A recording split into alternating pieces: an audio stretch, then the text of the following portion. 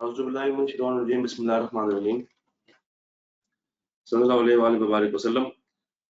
वालेकुम जनाब, मुझे बताइएगा आपको आवाज और स्क्रीन क्लियर है? कैमरा भी मैंने ओपन नहीं किया बिकॉज नेट थोड़ा सा डाउन जा रहा है। मुझे बताइए कि आपको आवाज और स्क्रीन दोनों चीजें क्लियर है?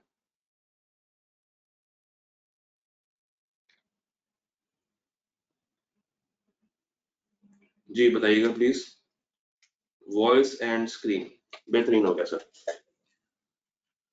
सबसे पहले तो apologies for starting a bit late.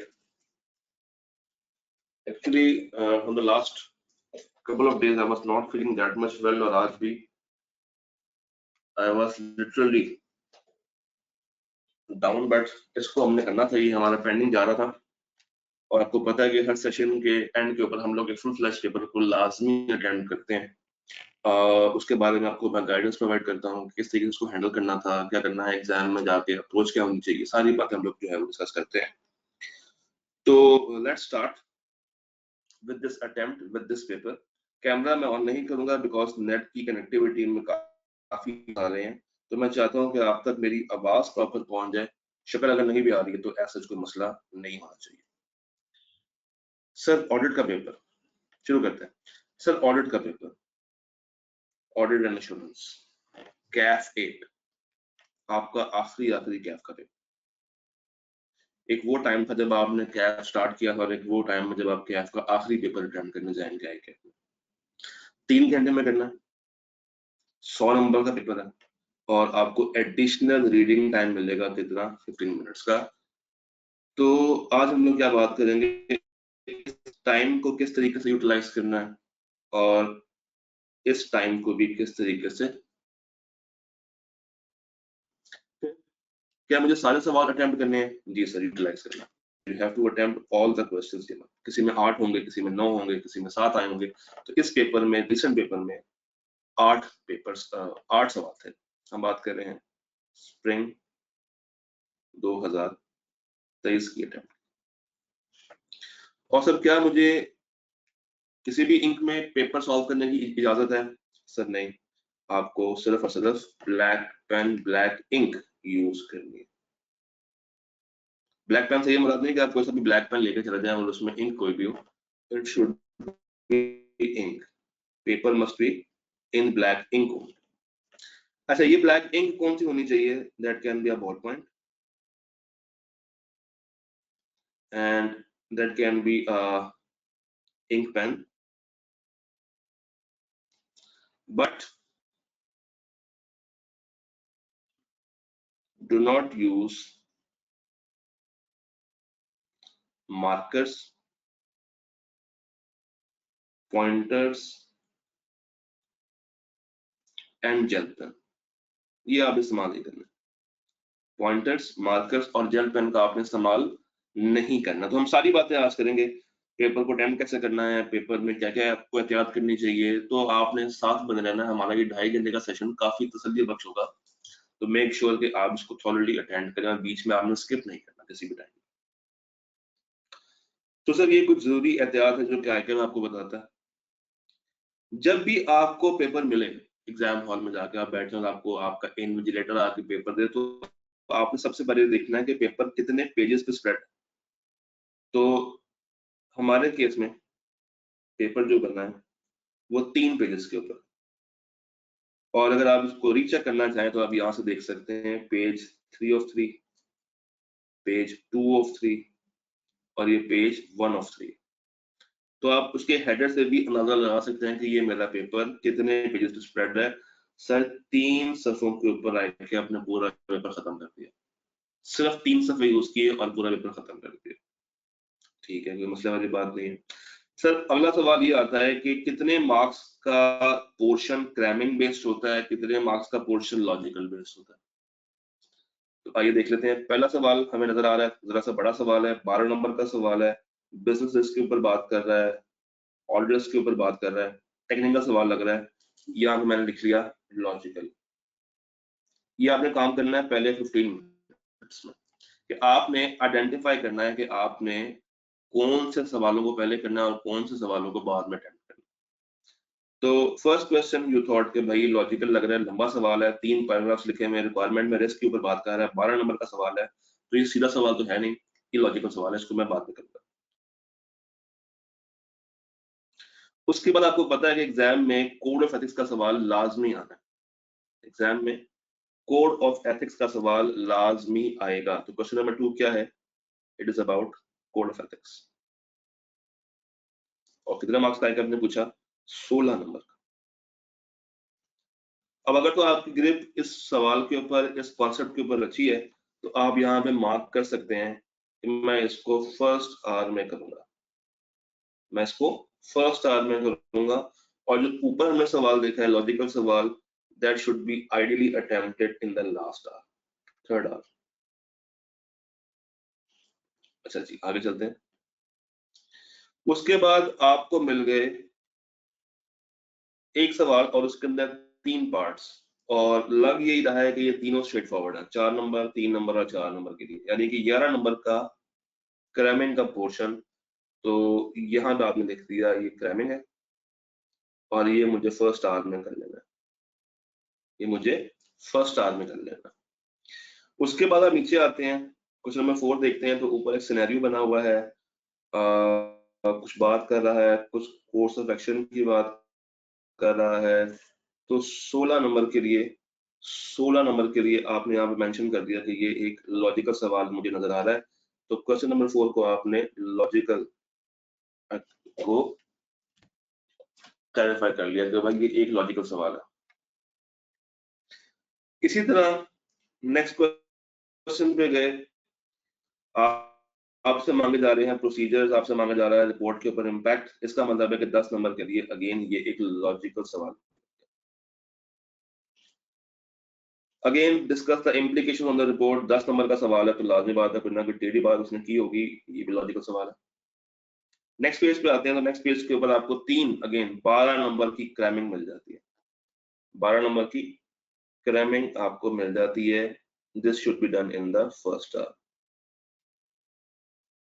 और क्वेश्चन नंबर 8 लंबा सवाल है, 13 नंबर का एक आपने पूछा है, कंट्रोल्स का सवाल मुझे लग रहा है, तो ये भी लॉजिकल सवाल होगा, और ये सवाल भी मुझे आखिरी घंटे में करना चाहिए, थर्ड आवर अप्रोच। तो इसका मतलब ये है कि फर्स्ट 15 मिनट्स में आपने कुछ नहीं करना, आपने पेपर को स्किम करना है और आपने आइडेंटिफाई करने हैं वो एरियाज जो कि आपको अच्छे आते हैं, और आपने आइडेंटिफाई करने हैं वो सवाल जो कि आप पहले घंटे में कर सकते हैं, जो कि आप पहले घंटे में इजीली अटेम्प्ट कर सकते हैं। क्या सबको स्क्रीन की मूवमेंट नजर आ रही है? क्या स्क्रीन किसी भी टाइम पे स्टक तो नहीं हुई?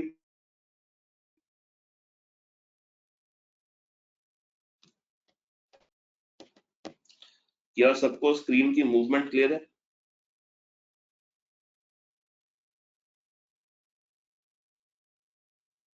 ठीक है। आजकल नेट का वाकई में बहुत इशू जा रहा है, हर तरफ इशू है, हमारी साइड पे भी, आपकी साइड पे भी होगा। लेट मूवमेंट हो रही है मगर शो एटलीस्ट हमें हो रही है, कोई मसला नहीं है इसका, रिलैक्स होकर देखिए। अच्छा जी, तो आइडियली अब आपको क्या करना चाहिए, लिख लें। फर्स्ट आवर के अंदर, फर्स्ट आवर पहले घंटे में सर तमाम स्ट्रेट फॉरवर्ड सवालों को अटेम्प्ट कर लेना है। तमाम वो सवाल जो कि क्रैमिंग बेस्ड हैं वो आपने पहले घंटे में पूरे कर लेने हैं, प्लस आप कोड ऑफ एथिक्स को पहले घंटे में अटेम्प्ट करें। इसका मतलब क्या है कि पहले घंटे में मेरे पास 16 मार्क्स का एक सवाल हो गया, 11 का एक सवाल हो गया, और 12 का एक सवाल हो गया। इसको ऐड कर लेते हैं, 11 नंबर का एक स्ट्रेट फॉरवर्ड है, 12 का एक है, और 16 का कोड ऑफ एथिक्स है। कितने मार्क्स हो गए? 16, 26, 36, 37, 39 marks. So these 39 marks should be attempted in the very first hour. Second hour में क्या करना है आप लोगों ने? सेकेंड आवर में क्या करना है? सेकेंड आवर में go for questions on companies act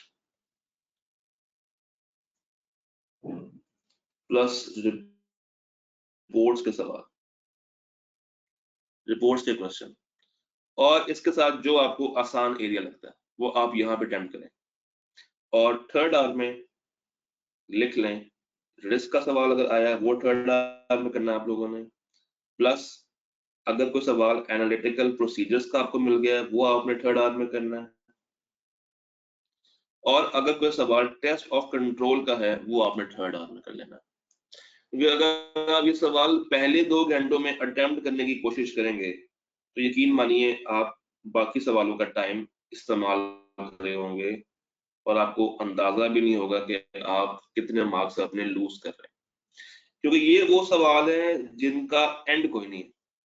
इस पे आप अगर लिखते ही भी चले जाएंगे ना तो कोई आपको आगे रोकेगा नहीं, और इनको सॉल्व करने में you feel some kind of enjoyment. तो ये आपने हमेशा आखिरी घंटे में करना, कोशिश करनी है कि इन सवालों पे आने से पहले पहले आप पूरा पेपर बाकी का अटेम्प्ट कर पाएं, and please make sure first hour में आपने सीधे सवालों को अटेम्प्ट करके मोटिवेशन फैक्टर अपना बढ़ा लेना। सीधे सवालों को अटेम्प्ट करके मोटिवेशन का जो फैक्टर है वो आपने इंक्रीज कर लेना। देखिए ना 12 नंबर का एक सवाल आया हुआ रिस्क का, और आखिरी सवाल था 13 नंबर का। तो ये जो 25 नंबर है, ये जो 25 नंबर है, 12 का रिस्क का सवाल है, 6 मार्क्स का ये सवाल है, कोई 5-6 मार्क्स का सवाल और भी होगा, तो ये कोई अराउंड 20 से 25 नंबर का पेपर आप अगर चाहें तो अपने आखिरी घंटे में रखें, ताकि इससे पहले पहले सेकंड आवर तक आप 75 मार्क्स हासिल कर चुके हो, 75 मार्क्स का पेपर अटेम्प्ट कर चुके हो, और कोशिश करनी कि आपने इन 75 मार्क्स में से पास होना, क्योंकि ये सवाल बोनस सवाल है। ये सवाल कौन से हैं? ये बोनस सवाल है, अगर आते होंगे तो मार्क्स दे देंगे, अगर नहीं आते होंगे तो आपको मार्क्स नहीं दे रहे होंगे। तो एग्जाम अप्रोच कुछ आपकी इस तरीके से होनी चाहिए कि फर्स्ट आवर में you should be doing all those questions which are straightforward, ताकि ये आप फौरी फौरी लिख दें। रट्टा जो होता है ना वो हमेशा ताजा होता है, और जैसे ही आप कोई पहले लॉजिकल सवाल अटेम्प्ट कर लेंगे तो ये बातें आहिस्ता आहिस्ता दिमाग से माइनस होना शुरू हो जाती हैं। तो always attempt straight forward questions first.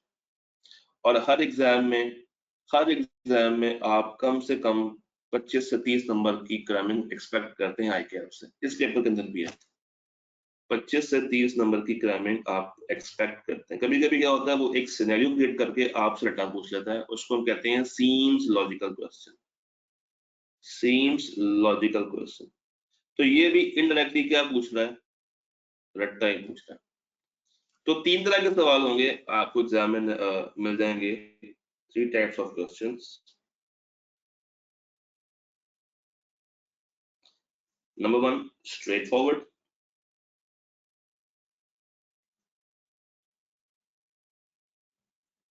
Number 2, seems logical. And number 3, pure logical.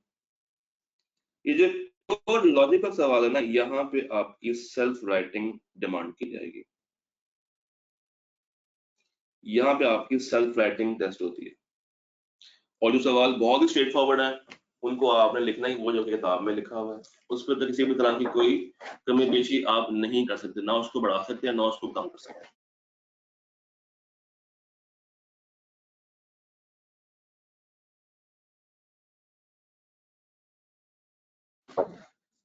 यहाँ तक क्या हमें सारी बातें क्लियर है?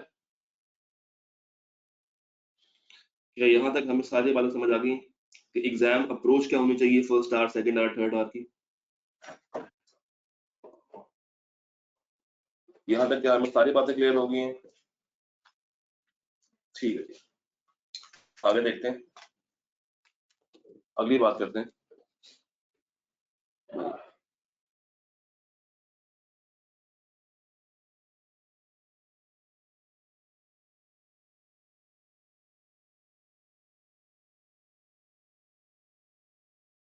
अच्छा जी, अब बात करते हैं क्वेश्चंस के ऊपर। हमने सर क्या कहा, हमने कहा कि हमने क्या कहा कि हमने पहले घंटे में सीधे सवाल अटेम्प्ट करने हैं। तो आइए देखते हैं कि आपने कितने सवाल ऐसे जो कि सीधे पूछे हैं। क्वेश्चन नंबर 3 हमारे सामने मौजूद है। क्वेश्चन नंबर 3 का पहला सवाल, पहला पार्ट, आपने एडवांटेजेस बताने हैं स्ट्रेटिफिकेशन के, और डिस्कस करना है कि how misstatements are projected where stratification is used. तो आईकैप ने सैम्पलिंग के कॉन्सेप्ट में से एक सब कॉन्सेप्ट टेस्ट कर लिया स्ट्रैटिफिकेशन का, और 2 सवाल पूछे कि इसके फायदे बता दे 2 नंबर के लिए, और उसके साथ डिस्कस करें कि हाउ मिसस्टेटमेंट्स आर प्रोजेक्टेड जब आप स्ट्रैटिफिकेशन को इस्तेमाल करते हैं 2 नंबर के लिए। बड़ा ही सीधा साधा सा सवाल है, मगर ये वही बच्चा एग्जाम में अटेम्प्ट कर पाएगा जिसको स्ट्रैटिफिकेशन के बारे में नॉलेज हो। तो जब हम लोग स्ट्रैटिफिकेशन करते हैं तो हमें क्या फायदे मिलते हैं? नंबर 1, जब हम डिस्क्रीट सब पॉपुलेशन बना लेते हैं तो हर स्ट्रैटम में से हम लोग सैंपल को सिलेक्ट कर रहे होते हैं, हमारी एफिशिएंसी इंक्रीज हो जाती है, हमारी एफिशिएंसी इंक्रीज हो जाती है स्ट्रैटिफिकेशन करने से। और स्ट्रैटिफिकेशन बेसिकली है क्या कि आप एक पूरी पॉपुलेशन को उठा के डिस्क्रीट छोटी-छोटी, डिस्क्रीट कहते हैं छोटी-छोटी सब पॉपुलेशंस में डिवाइड करते हैं। एक पूरी पॉपुलेशन पकड़ें और उसको छोटी-छोटी सब पॉपुलेशंस में डिवाइड कर दें। इसका दूसरा नाम एक होता है, उसको हम कहते हैं स्ट्रैटम। इसका दूसरा नाम क्या होता है? स्ट्रैटम। तो इससे क्या होगा, एक तो हमारी एफिशिएंसी बढ़ जाती है, और दूसरा हमारा सैंपलिंग रिस्क खत्म हो जाता है। हमारा सैंपलिंग रिस्क खत्म हो जाता है बिकॉज अब हमने हर स्ट्रैटम में से कोई ना कोई पॉपुलेशन निकाली है और उसका सैंपल साइज लिया। कोई भी ऐसी कैटेगरी या कोई भी ऐसी सब पॉपुलेशन या कोई भी ऐसा स्ट्रैटम नहीं होगा, कोई भी ऐसा स्ट्रैटम नहीं होगा जिसका रिजल्ट हमारे प्रोजेक्शन में ना आ रहा हो। तो सैंपल साइज भी कम हो जाता है, रिड्यूस सैंपल साइज, और इसके साथ साथ हमारा रिस्क भी नहीं बढ़ता और एफिशिएंसी भी आ जाती है। तो स्ट्रैटिफिकेशन के ये फायदे हैं। फिर इसकी प्रोजेक्शन आपने किस तरीके से करनी है? तो सबसे पहले आपने देखना है कि ये जिसका आपने स्ट्रैटम बनाया है, जिसकी आपने स्ट्रैटिफिकेशन की है, वो आइटम क्लास ऑफ ट्रांजैक्शन की है या अकाउंट बैलेंस की है। तो दोनों केस में आप उसको रेलेवेंट पॉपुलेशन पे प्रोजेक्ट कर देते हैं। जो भी मिस स्टेटमेंट्स आपको मिली हैं, आप उसको प्रोजेक्ट कर देते हैं पूरी की पूरी पॉपुलेशन पे, टोटल के ऊपर आप उसकी प्रोजेक्शन ले आते हैं। तो ये 4 नंबर के लिए मेरा नहीं ख्याल कि कोई मुश्किल चीज आईकैप ने यहाँ पे आपसे टेस्ट की है। मजे की बात यह है कि ये किताब की हेडिंग है। ये क्या है सर? ये किताब की हेडिंग है जो उसने आपसे टेस्ट की है, and that is quite an easy question to answer. अगर आपने सैम्पलिंग के पास्ट पेपर से अटेम्प्ट किए और अगर आपको सैम्पलिंग के बारे में थोड़ी बहुत भी नॉलेज होती तो आप ये सवाल बआसानी अटेम्प्ट कर सकते हैं 4 नंबर के लिए, और इसमें आप 3 नंबर तक तो हासिल बआसानी कर सकते हैं। उसके बाद सवाल नंबर 2, क्वेश्चन नंबर 3 का part B. An auditor is required to identify and assess the risk of material misstatements.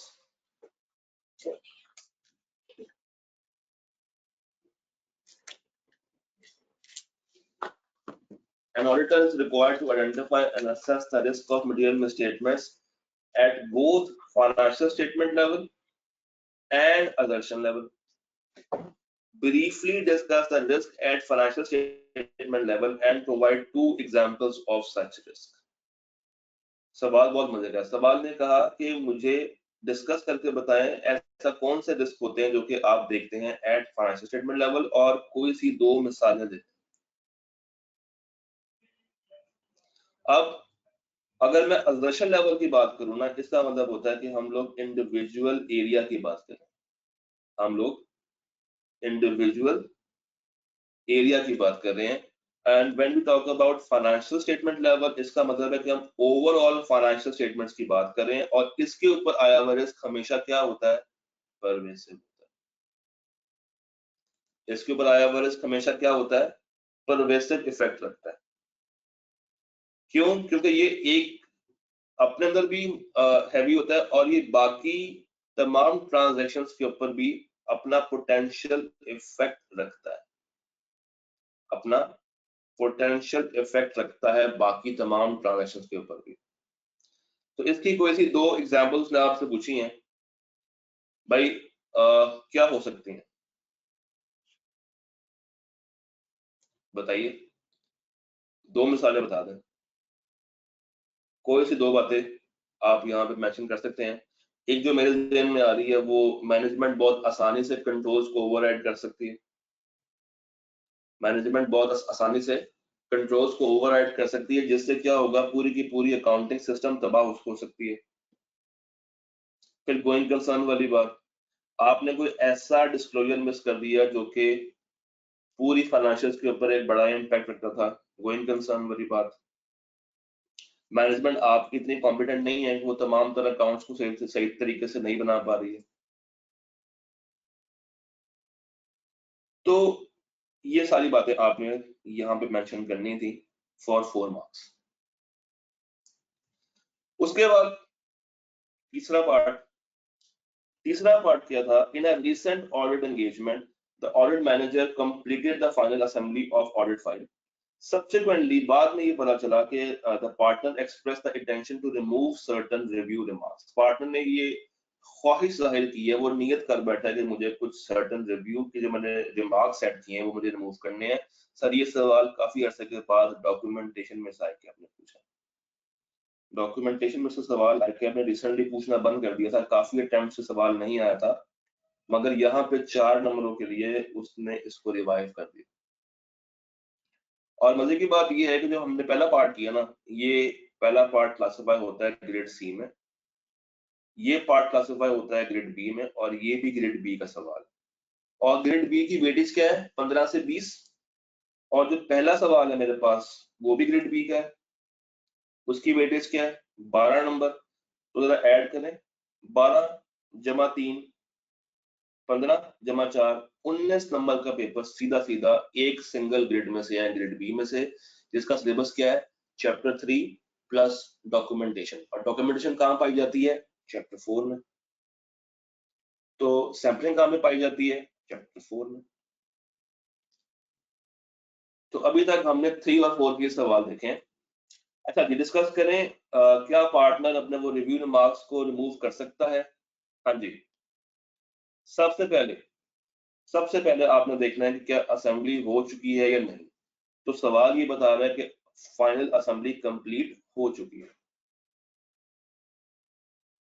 और उसके बाद के ऑडिटर कोई ना कोई चीजें डिलीट या खत्म कर सकता है डॉक्यूमेंटेशन में से, कर सकता है अगर एक्सेप्शनल सर्कमस्टांसेस हो, कर सकता है अगर एक्सेप्शनल सर्कमस्टांसेस आ जाएं तब जाके वो डिलीट कर सकता है। और वो कब हो? It should be after the date of audit report, after date of report.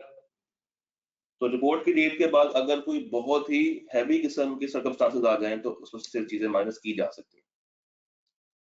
तो यस, वो कर सकता है अगर एक्सेप्शनल सर्कमस्टांसेस एग्जिस्ट करते हैं। तो बस ये बात आपने मेंशन करनी थी और आप आसानी से 4 नंबर हासिल कर सकते हैं।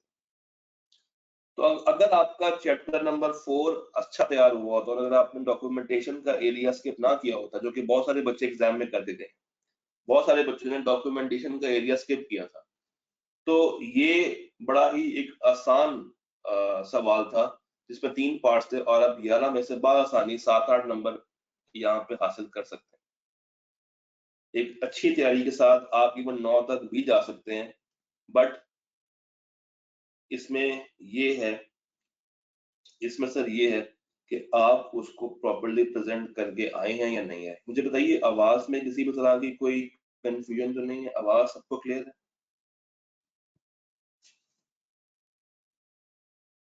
जी, क्या सबको आवाज क्लियर है ना? ठीक है।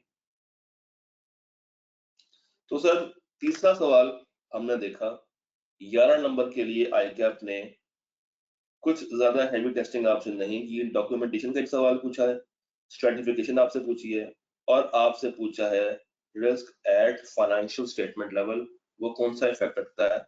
वो रखता है परवेसिव इफेक्ट, वो रखता है परवेसिव इफेक्ट।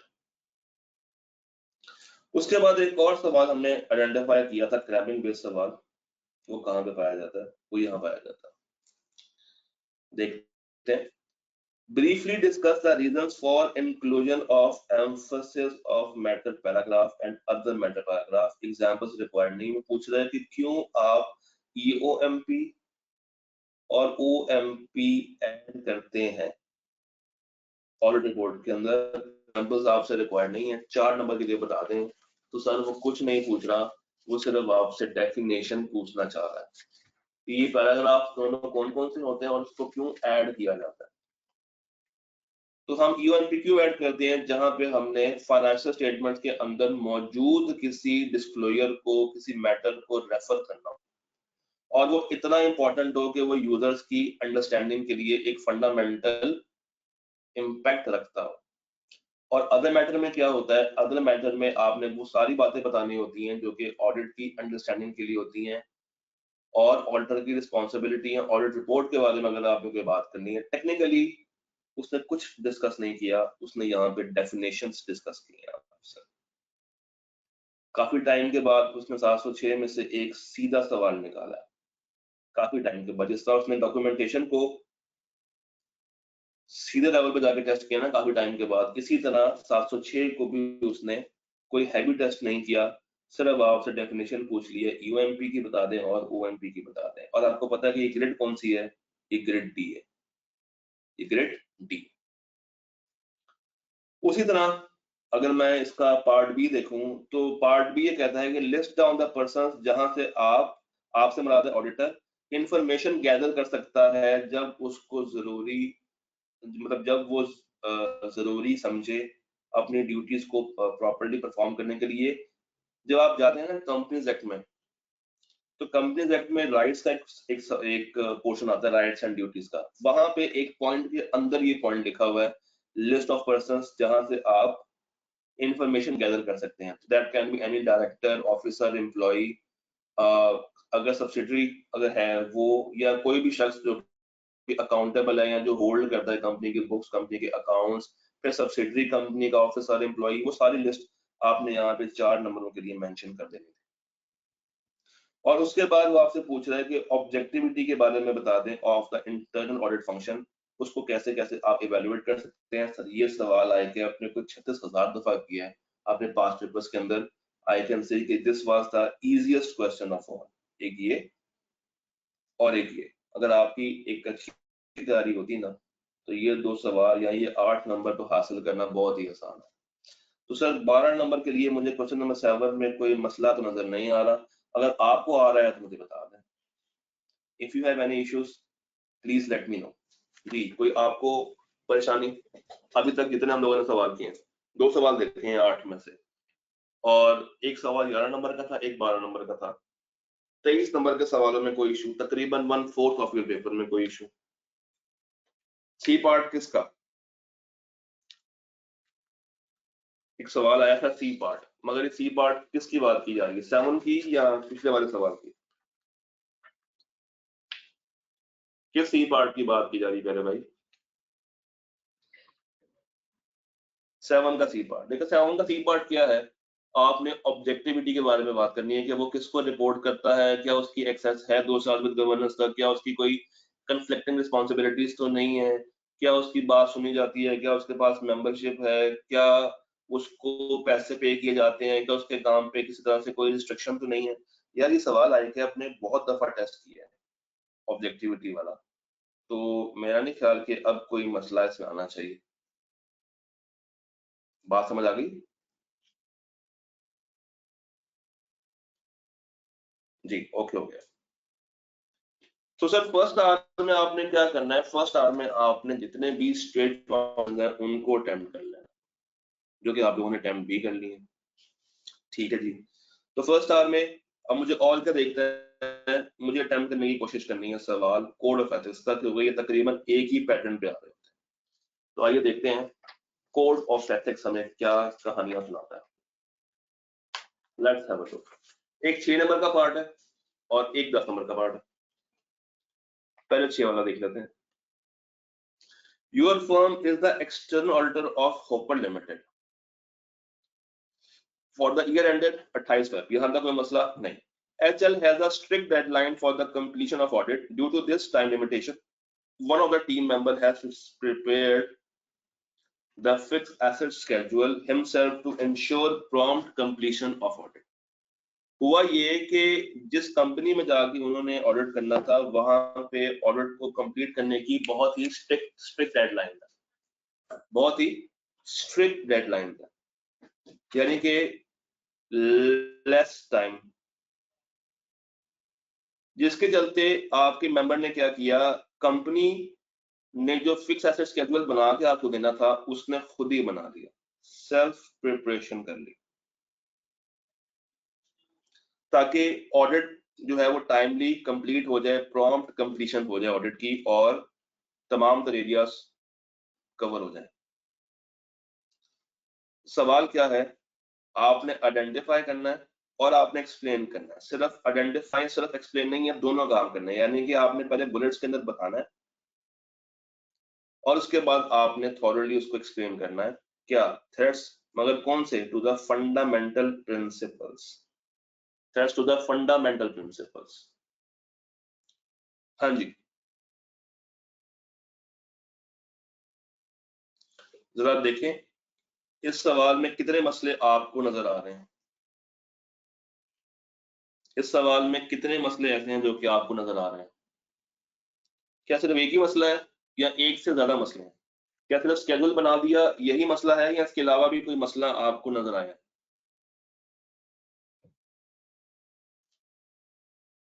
मुझे पहले मसला बताइएगा। मसला एक और भी है, क्या? Strict deadlines. क्या मसला है? Strict deadlines. जहां पे आपको स्ट्रिक्ट डेडलाइंस दी जा रही हैं, इसका मतलब है कि आपको इंटिमिडेट किया जा रहा है। ये बात हमने अपनी उस डिस्कशन में भी बहुत दफा की थी कि इसका मतलब है कि आपको इंटिमिडेशन दी जा रही है, आपको इंटिमिडेट किया जा रहा है। और जब आपको इंटिमिडेट किया जा रहा है किस टाइम पे? ऑडिट को कंप्लीट करने पे। इट मींस कि आपकी कॉम्पिटेंस को खराब किया जा रहा है और आपके प्रोफेशनल बिहेवियर को खराब किया जा रहा है। तो there is an intimidation threat towards professional competence and professional behaviour. तो कॉम्पिटेंस भी खराब किया जा रहा है इंटिमिडेशन के साथ और आपका प्रोफेशनल बिहेवियर भी खराब किया जा रहा है। क्यों? क्योंकि आप पे प्रेशर इंपोज किया जा रहा है और जब आप पे प्रेशर इंपोज किया जाएगा तो आप अपनी क्वालिटी को लाजमी बात है कॉम्प्रोमाइज कर बैठेंगे। तो क्वालिटी कॉम्प्रोमाइज हो रही है, क्वालिटी कॉम्प्रोमाइज हो रही है यहाँ पे। अच्छा, क्या कम टाइम में मैं ज्यादा काम करूंगा या मैं कम काम करूंगा? मुझे ये जरा बताइए। क्या मैं कम टाइम में ज्यादा काम करूंगा या मैं कम काम करूंगा? तो इसका मतलब है अगर मैं कम काम कर रहा हूं तो क्या मैं सैंपल साइज ज्यादा लूंगा या मैं कम लूंगा?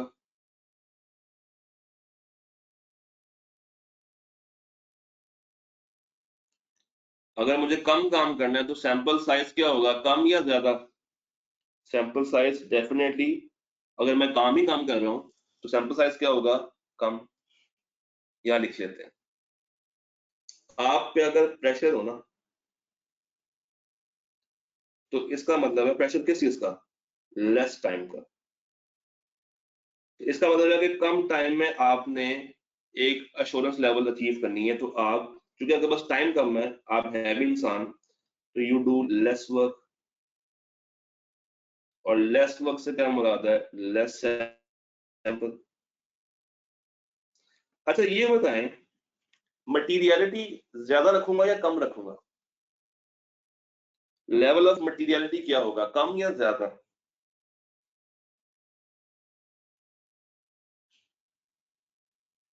लेवल ऑफ मटीरियलिटी ज्यादा रखूंगा या कम रखूंगा?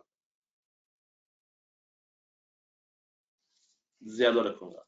अगर मैंने कम रखी तो मुझे तकरीबन सारी ही ट्रांजैक्शंस को वेरीफाई करना पड़ जाएगा, और अगर मैंने ज्यादा रखी है तो मैं कुछ गुजारा कर सकता हूं तो मटीरियलिटी लेवल बढ़ जाएगा, मटीरियलिटी लेवल इंक्रीज हो जाएगा। और ये सब कुछ क्यों हो रहा है? क्योंकि आप पे स्ट्रिक्ट डेडलाइंस इंपोज कर दी गई हैं। और वो क्यों की गई है? ताकि आप जल्दबाजी में अपना ऑडिट पूरा करें। अच्छा, उसके बाद एक और मसला कि आपकी फर्म के जूनियर ने फिक्स एसेट स्केड्यूल खुद ही से बना लिए,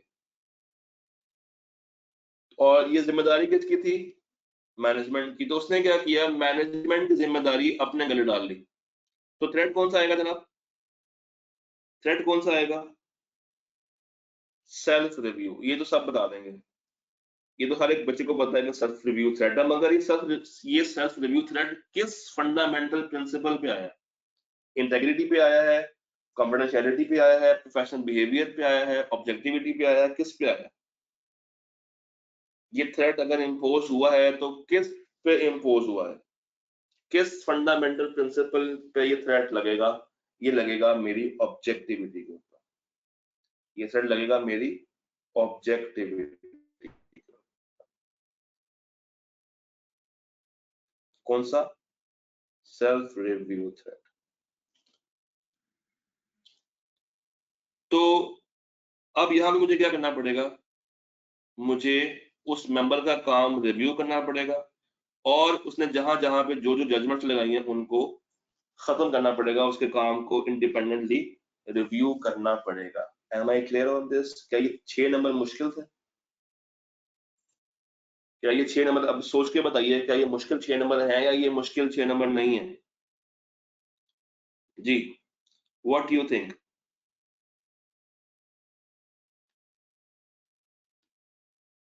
क्या ये कोई मुश्किल नंबर है?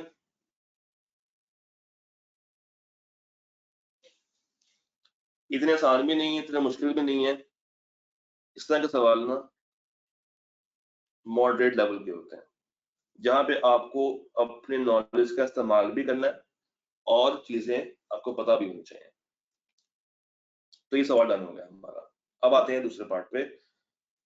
छोटा सा सवाल और 10 नंबर, इसका मतलब है कुछ ना कुछ गड़बड़ तो मौजूद है। देखते हैं। Chilas Insurance Limited has approached your firm for appointment as a statutory auditor for the year ending 31 December 23. If your firm accepts this client, यहाँ से कहानी टेढ़ी हो रही है।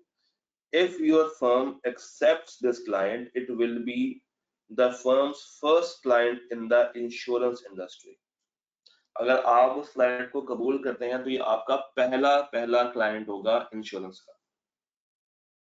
Apart from the audit partner, there is only one supervisor जिसका experience है इस तरह के क्लाइंट्स को हैंडल करने का। तो पूरी फर्म में एक पार्टनर ऐसा शख्स है और एक सुपरवाइजर ऐसा है जिसने पहले इंश्योरेंस क्लाइंट्स को हैंडल किया है। तो रिक्वायरमेंट क्या है? Identify the threats to the fundamental principles and discuss how your firm should evaluate the threats, और ब्रीफली डिस्कस करें सेफगार्ड्स। तो सर ये एक सवाल है, 2 या 3? इस एक सवाल में वो क्या मांग रहा है? 3 बातें पूछ रहा है, 2 बातें पूछ रहे हैं, 1 बात पूछ रहा है? ये 3 बातें पूछ रहा है। थ्रेट्स बता दें, उसको इवेलुएट कर दें, और इवेलुएट करने के साथ साथ सेफगार्ड्स के ऊपर भी बात कर लें। ओके, इस सवाल को देखते हैं। इस सवाल को जरा हम लोग डीब्रीफ करते हैं या डीबग करते हैं। सबसे पहले मुझे ये बताइए, क्या इंश्योरेंस इंडस्ट्री बाकी तमाम तर कंपनी से या तमाम तर बिजनेस से या तमाम तर एरिया से अलग होती है या नहीं होती है? क्या इंश्योरेंस कंपनी के अकाउंट्स डिफरेंट तरीके से बनाए जाते हैं या नहीं बनाए जाते? इंश्योरेंस हो गया, बैंक हो गया, इसके अकाउंट्स बनाने का तरीका मुख्तलिफ होता है। तो पहला पॉइंट जो है कि आप लिखेंगे कि different and complex, different and complex. इस केस में मजे की बात यह है कि रेवेन्यू भी आप अलग तरीके से रिकग्नाइज कर रहे होते हैं, और उसकी फाइनेंशियल स्टेटमेंट्स होती हैं वो अलग होती हैं, डिस्टिंक्ट होती हैं फ्रॉम अदर कंपनीज। जिसकी वजह से मुझे एक स्पेशलाइज्ड नॉलेज चाहिए। क्यों? क्योंकि जिसकी जो फाइनेंशियल स्टेटमेंट्स हैं वो बाकी कंपनियों से क्या होती हैं? डिफरेंट होती हैं। बाकी कंपनियां डिफरेंट नोट पे बनाती हैं, ये डिफरेंट नोट के ऊपर अपने अकाउंट्स बना रहे होते हैं। अच्छा, और ये होती भी क्या है? कॉम्प्लेक्स, और जिसके लिए आपको उस कंपनी की अंडरस्टैंडिंग चाहिए होती है।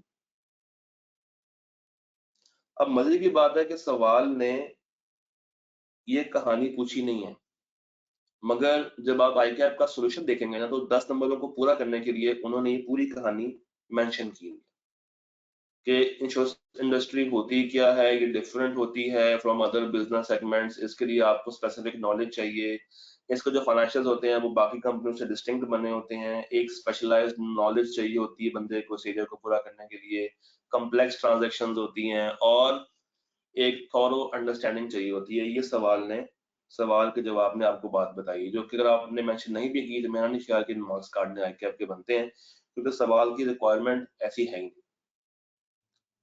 हाँ, उसके बाद आप देखते हैं, उसके बाद कहानी शुरू होती है कि आपकी फर्म में ऐसे 2 ही लोग हैं जो कि प्रीवियस एक्सपीरियंस रख के बैठे हुए हैं। एक पार्टनर है और एक सुपरवाइजर। तो इसका मतलब है कि क्या हमें कम से कम इन 2 बंदों को टीम में रखना पड़ेगा? क्या हमें कम से कम इन 2 बंदों को अपनी टीम का पार्ट बनाना पड़ेगा?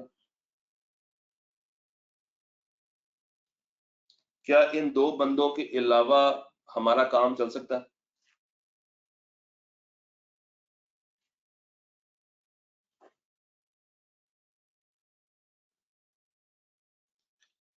नहीं। अच्छा, तो बाकी लोग होंगे, क्या वो इतने कॉम्पिटेंट हैं? क्या बाकी लोग इतने ज़्यादा कॉम्पिटेंट हैं? बाकी लोग कॉम्पिटेंट नहीं है, तो यहाँ पे थ्रेट आ गया, threat towards professional competence and due care. यहाँ लिख लेते हैं, there is a threat towards, there is a threat towards professional competence and due के।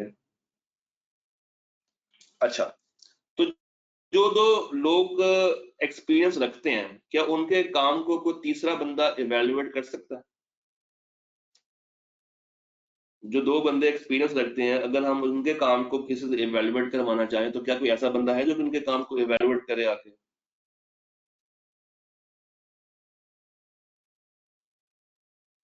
नहीं। इसका मतलब ये है, देखिए QCR और होता है, QCR ICAP आके करता है। इसका मतलब ये है कि वो 2 लोग अपने आप में बहुत ज़्यादा इस वक़्त शोखे बने हैं। और मज़े की बात ये है कि वो उनको ये पता है कि पूरा ऑडिट उन पे डिपेंड कर रहा है। पूरा ऑडिट उन पे डिपेंड कर रहा है। तो क्या इस डिपेंडेंसी को मैं सेल्फ इंटरेस्ट का नाम दे सकता हूँ? अब उनका ज़ाती मुफ़ाद भी आ गया है। जो वो कहेंगे वो माना जाएगा। क्यों? क्योंकि अंधों में काना राजा हो रहा है। पता है ना अंधों में काना राजा किसे कहते हैं? अंधे होते हैं जिनको कुछ नज़र नहीं आता। काना उसे कहते हैं जिसको थोड़ा बहुत नज़र आता है। तो ये वही हिसाब है कि 2 लोगों को कुछ ना कुछ बातें पता है और बाकियों को कुछ भी नहीं पता। तो जो वो लोग करना चाहेंगे, जैसे करना चाहेंगे, जब करना चाहेंगे, पूरी फर्म को उनकी बात माननी पड़ेगी और वो एक डिमांडिंग पोज़ीशन में आ जाएँगे और वो अपने मुफ़ाद के लिए फिर कुछ भी कर सकते हैं। There is a self interest threat. Am I clear on this? उनसे बेनिफिट होगा ना। जब फर्म उन्हीं की बातें मान रही है, जब फर्म सिर्फ़ और सिर्फ़ उन्हीं की बातें मान रही है, तो वो फर्म से कुछ भी करवा सकते हैं। इसलिए तो हमने कहा कि पूरी डिपार्टमेंट में किसी और का कॉन्फिडेंस लेवल है ही नहीं, जिससे उनको शय मिल चुकी है। और अगेन मैं वही मिसाल रिपीट करूँगा, अंधों में काना राजा। अच्छा, अगर आप उस तरह के क्लाइंट को एक्सेप्ट कर लें, तो क्या आपकी रेपुटेशन पे डाउट होगा? अगर आपसे वो ऑडिट टाइमली बेस पे पूरा ना हो पाए, तो क्या आपकी फर्म की जो रेपुटेशन है वो गिर जाएगी कि आप कॉम्पिटेंट सर्विसेज नहीं दे सकते? इसका मतलब है कि आपका प्रोफेशनलिज्म भी खराब होने में जा रहा है। आप अपने प्रोफेशन को खुद खराब कर रहे हैं। तो थ्रेट समझ आ गए? थ्रेट्स कौन कौन से हैं? सेल्फ इंटरेस्ट थ्रेट है टूवर्ड्स कॉम्पिटेंस एंड ड्यू के। इसके अलावा फाइनेंशियल थ्रेट है, रेपुटेशनल थ्रेट आ गया, और आपके पास टीम ही नहीं है कि वो पूरा काम आसानी के साथ पूरा कर सके उस तरह के कॉम्प्लेक्स एनवायरनमेंट के अंदर। थ्रेट सबको क्लियर है? अगर थ्रेट्स आपको क्लियर है तो फिर मैं आगे बात करूं टूवर्ड्स इवैल्यूएशन और उसके बाद सेफगार्ड्स। थ्रेट के बारे में मुझे बताइएगा, थ्रेट सबको क्लियर हो गए? थ्रेट में किसी तरह की कोई मसला, कोई परेशानी? ओके, अगला बात देखते हैं। अब करते हैं इसकी इवैल्यूएशन।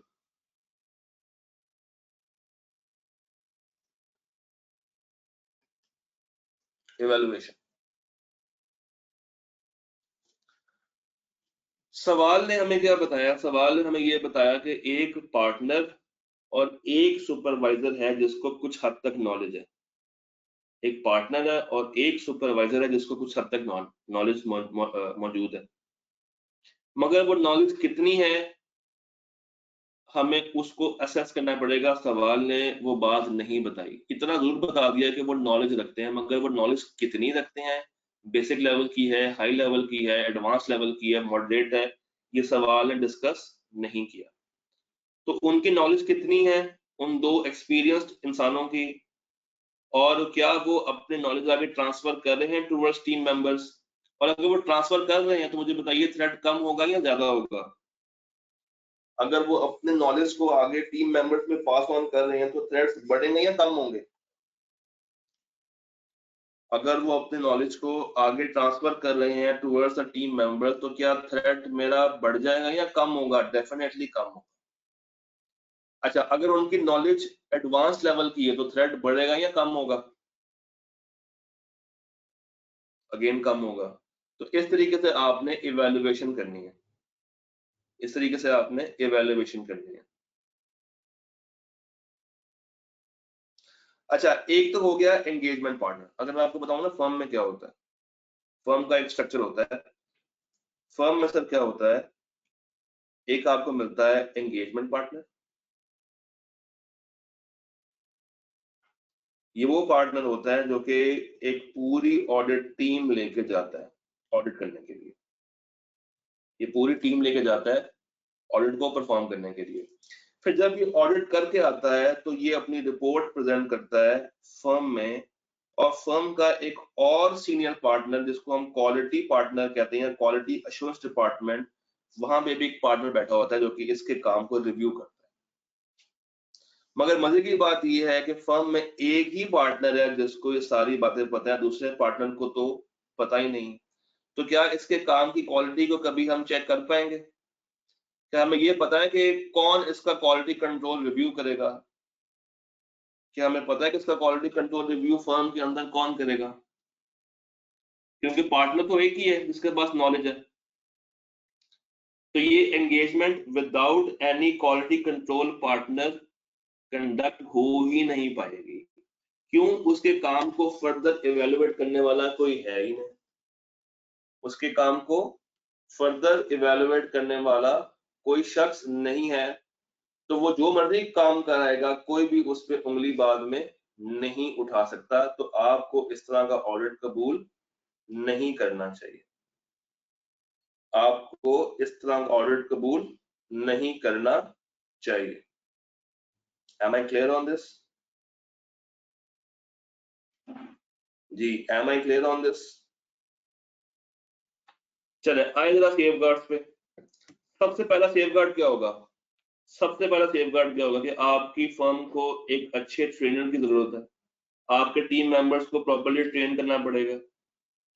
फिर वो स्टाफ हायर करें जो कि एक्सपीरियंस रखता हो, एक्सपर्ट्स को लेकर आए, अपना टाइम पीरियड बढ़ा लें क्योंकि आपके पास नॉलेज कम है, आप ज्यादा टाइम डिमांड कर लें, टाइम फ्रेम एग्री कर लें, स्टाफ को बढ़ा लें, कॉम्पिटेंसीज बढ़ा लें, टीम मेंबर्स को मजीद इन कर लें, बाहर से लोग बुला लें, एक्सपर्ट्स ले आएं, ये सेफगार्ड्स आपने मेंशन करने हैं। तो सर ये 10 नंबर मजे की बात है कि 4-5 लाइनों में से 10 नंबर आपने निकालने थे, जो कि मेरा नहीं ख्याल कि मुश्किल है। बस आपने इंश्योरेंस इंडस्ट्री और फर्म की लिमिटेशन को माइंड में रखते हुए सारी बातें करनी थी। यहाँ पे आपकी सेल्फ राइटिंग डिमांड होती है, यहाँ पे आपकी सेल्फ राइटिंग डिमांड की जाती है, और अगर आप उसमें पूरा उतर गए तो यकीन मानिए चीजें आपके लिए काफी ज्यादा सहल और आसान हो जाएंगी। Am I clear? यदि ये 10 नंबर मेरा नहीं ख्याल कि कोई मुश्किल बात करते हैं आपसे।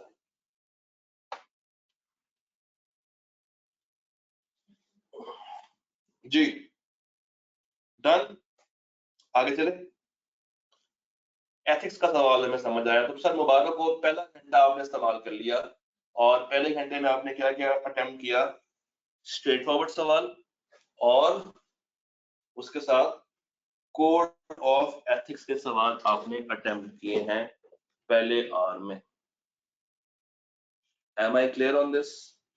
यहां तक कोई मसला, कोई परेशानी?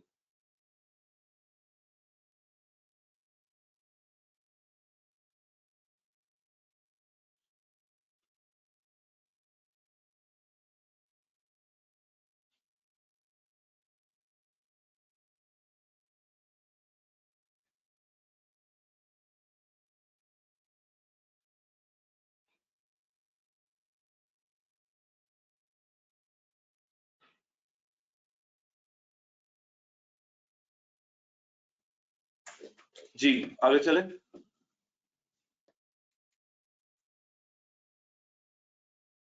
सर ड्राफ्टिंग बता दें सेल्फ इंटरेस्ट थ्रेट की। देखिए आपने लिखना क्या है कि सेल्फ इंटरेस्ट थ्रेट क्यों आ रहा है, क्योंकि सिर्फ 2 लोग ऐसे हैं जो कि एक्सपीरियंस रखते हैं, पहली बात ये। अब जब ये सिर्फ 2 लोग हैं, इसका मतलब है कि वो जो भी बात करेंगे, कोई भी ऐसा बंदा नहीं है जो कि उनके बात के अगेंस्ट जा सके, क्योंकि पूरी फर्म में कॉम्पिटेंस नहीं है उस चीज को लेके। तो वो कोई भी काम अगर करवाना चाहें तो किसी से भी करवा सकते हैं, उनका जो स्टेटस है वो बाकियों से अफजल माना जाएगा। मैं फिर वो मिसाल रिपीट करूंगा, अंधों में काना राजा। यहाँ पे सेल्फ इंटरेस्ट सेट पाया जा रहा है टुवर्ड्स प्रोफेशनल कॉम्पिटेंस और ड्यू। और मजे की बात ये है कि साथ साथ फर्म की रेपुटेशन भी दांव पे लग गई है। तो अब ये बात समझ आ गई आपको मुर्तजा भाई? ये बात क्लियर होगी?